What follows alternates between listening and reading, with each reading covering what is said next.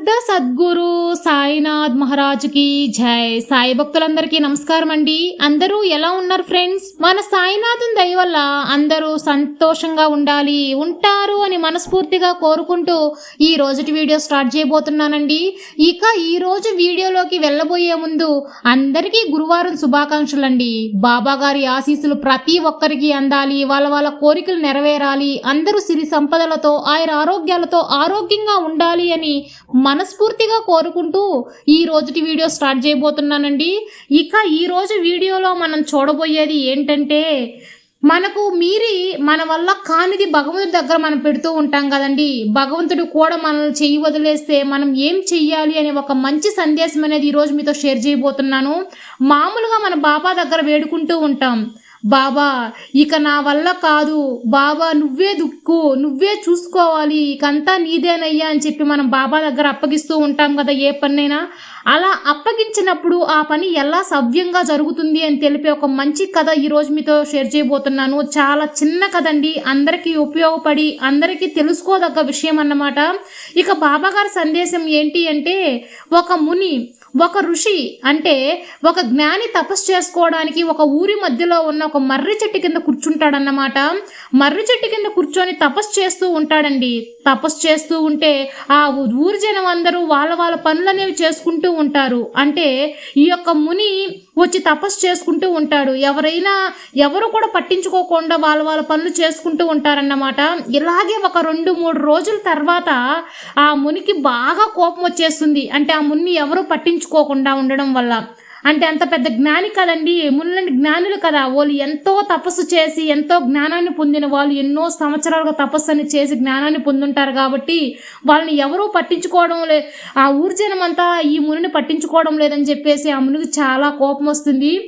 ఇట్లా కాదు, ఈ ఊరి జనానికి ఇంత అహంకారమా, ఈ ఊరి జనం అందరికీ నేను ఒక శాపాన్ని వదులుతున్నాను అని చెప్పేసి ఇంకా ముని కోపం వస్తే ఏం చేస్తాడండి, ఋషికి మామూలు కోపం వస్తే ఏం చేస్తారు, జ్ఞానులు కదా వాళ్ళు, ఒక శాపాన్ని అనేది వదిలిపెడతారు. ఆ శాపం అనేది ఏం వదిలిపెట్టాడంటే, ఈ ఊరికి ఇంకొక 50 సంవత్సరాల వరకు వర్షం అనేది రాకూడదు, వర్షం లేక నీళ్లు లేక మలమల మాడిపోవాలి ఈ ఊరి జనం అంతా అనేది ఒక శాపం అనేది పెడతారు. కానీ ఊరి జనం మొత్తం ప్రాధేయపడుతూ ఉంటారు ఆ ముని కోసం. కానీ ఆ ముని మాత్రం కనికరించరన్నమాట. ఇది ఇలా ఉండగా వైకుంఠంలో మన విష్ణుమూర్తి తన పక్కనున్న శంకుని తీసి తల కింద పెట్టుకుంటాడండి. ఏంటి శంకుకి వర్షానికి ఏం సంబంధం ఉంది అని అనుకుంటున్నారు కదా. ఆ ఊర్లో మామూలుగా ఒక నమ్మకం అన్నమాట.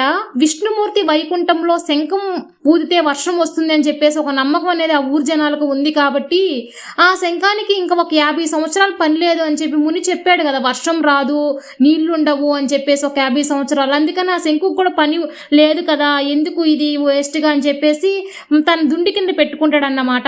ఇది ఇలా ఉండగా ఒక 4-5 రోజులు జరగ్గా ఒక ఊర్లో ఉన్న ఒక వ్యవసాయి ఏం చేస్తాడంటే, ప్రతి రోజు నాగలు తీసుకొని పొలానికి వెళ్ళి నాగలతో దున్నుతూ ఉండడం, గెనాలు వేయడం, పాదులు చేయడం, ఇలాంటి పని చేస్తూ ఉంటాడు.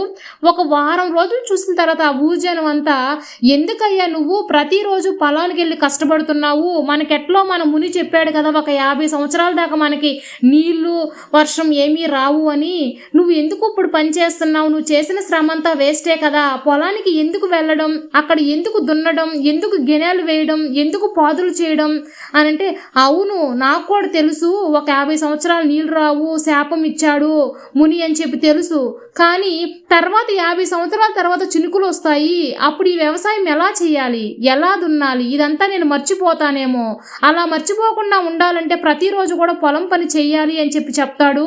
అవును కదా అంటే ఆ ఊరి జనంకంతా అప్పుడు మెలకు వస్తుంది, అవును కదా ఇది కూడా కరెక్టే కదా, మనం పని చేయకుండా ఉన్నామంటే మనం చేసే పని మర్చిపోతామేమో అని చెప్పి ప్రతి ఒక్కరు కూడా ఇంక రోజు పొలానికి వెళ్ళి దున్నటమో, నాట్లు వేయడమో, లేకపోతే మామూలుగా పాదులు చేయడమో, గెనాలు వేయడమో ఏదో ఒక పని చేసుకుంటూ ఉంటారు. తర్వాత పైనుంచి వైకుంఠంలో ఉన్న విష్ణుమూర్తి, అవును కదా 50 సంవత్సరాలు శంకున నేను ఓదకుండా ఉంటే నేను శంకోదడం మర్చిపోతానేమో, అయ్యో అది ఎలాగా, ఇంకా ప్రతిరోజు నేను ఉదయం శంకోదాల్సింది అని చెప్పి ప్రతిరోజు ఉదయం శంకోద్దం స్టార్ట్ చేస్తారు. దాంతో ఏమవుతుందండి, అలా విష్ణుమూర్తి శంకొత్తాడు, వర్షం అనేది వచ్చేస్తుందండి. ఈ కథ ద్వారా మనకు మహావిష్ణు ఏం ఇది చెప్పారు అంటే, ఏదైనా సరేనండి ఒక విషయాన్ని ప్రయత్నించేటప్పుడు అది తప్పకుండా నీకు సక్సెస్ అనేది ఇస్తుంది. ప్రయత్నం అనేది అంత గొప్పదన్నమాట. ఎప్పుడూ కూడా మనం ఒక విషయాన్ని వదిలేస్తే అది జరగకుండా పోతుంది, కానీ జరుగుతుంది అనే ఒక నమ్మకంతో చేశామంటే ఆ ప్రయత్నం అనేది వృధా పోదు అని చెప్పి మనకు మన పరంధాముడు ఈ కథలోని నీతి చెప్పారండి. ఎంత అద్భుతమైన నీతో కదా.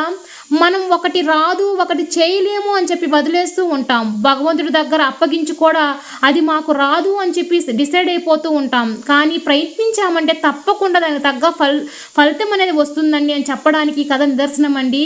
బాబా దగ్గర కూడా వేడుకుంటూ ఉంటాం. ఎన్నో రోజుల నుంచి బాబా నీ దగ్గర వేడుకుంటున్నాము, కానీ మాకు మాత్రం మా కోరికనే తీరడం లేదు, మేము అనుకున్నది జరగడం లేదు అని చెప్పి దాని తగ్గ ప్రయత్నం ఏం చేశామని ఒక్కసారి చూసుకుంటే బాబా గారు కూడా దానికి తగ్గ మీ కోరిక అనేది నెరవేరుస్తారండి. ప్రయత్నం మనం చేస్తేనే కదా దానికి తగ్గ అదృష్టాన్ని ఆయన అందించేది. కాబట్టి ఏది కూడా మనం ప్రయత్నించడం అనేది ఆపకూడదు అనే ఒక సందేశం ఈరోజు మీతో షేర్ చేశానండి. నిజంగా ఈ వీడియో మీ అందరికీ నచ్చుతుంది, ఉపయోగకరంగా ఉంటుంది అని చెప్పి నేను ఈరోజు చెప్పాను. కాబట్టి ఈ వీడియో కనుక మీకు నచ్చినట్లయితే ఒక లైక్ చేయండి, మరికొందరు సాయి భక్తులు షేర్ చేయండి, కొత్తగా చూసే వాళ్ళు సబ్స్క్రైబ్ చేసుకోండి, బెల్ ఐకాన్ యాక్టివేట్ చేయండి. నేను ఎప్పుడు కొత్త వీడియో పెట్టినా మీ వరకు వచ్చేస్తుంది. మరొక మంచి వీడియోతో మళ్ళీ కలుద్దాం. అంతవరకు సెలవు. సర్వే జన సుఖినో భవంతు. జై సాయిరామ్.